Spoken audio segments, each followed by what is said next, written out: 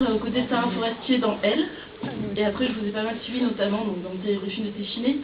Et dans tous vos films, vous avez un rôle de bad boy, si je peux me permettre, au gros cœur.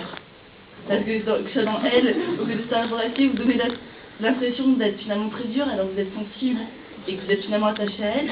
Et dans tous les films, vous donnez cette impression. Donc je voulais savoir si c'était une raison volontaire, si c'est ce genre de rôle qui vous intéresse, ou si c'est qu'à cette période-là, on vous proposait ce genre de rôle. Non, on proposait ce genre de rôle à cette période-là, puis là c'est pas la même chose, rassure-moi. Non, mais c'est vrai qu'au début, on donne l'impression que vous manipulez tout le monde, ouais. Alors qu'au finalement, vous êtes très attaché. On est gentil, en fait. Voilà, c'est ça. Non, et puis, ouais, je pense que je vais comme ça, peut-être.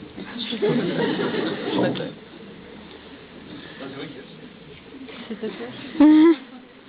vrai qu'il a un gros cœur. Non, mais ce qui était intéressant dans le film, c'était de montrer son évolution, c'est-à-dire de montrer un personnage qui, comme ça, vivait dans le chagrin, dans l'amertume, qui tout d'un coup avait pris un mauvais chemin et qui... c'est Claude Sautet qui disait qu'il ne fallait pas que les films désespèrent de vivre.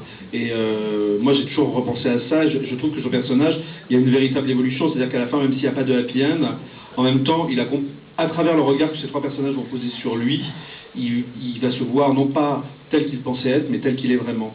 Et tout d'un coup, forcément, même s'il les trahit, même s'il finit quand même par les réunir à la fin, donc de tout ça, il y a une note positive. On peut se dire que voilà, la deuxième partie de sa vie sera peut-être moins négative que ce qu'il a pu vivre.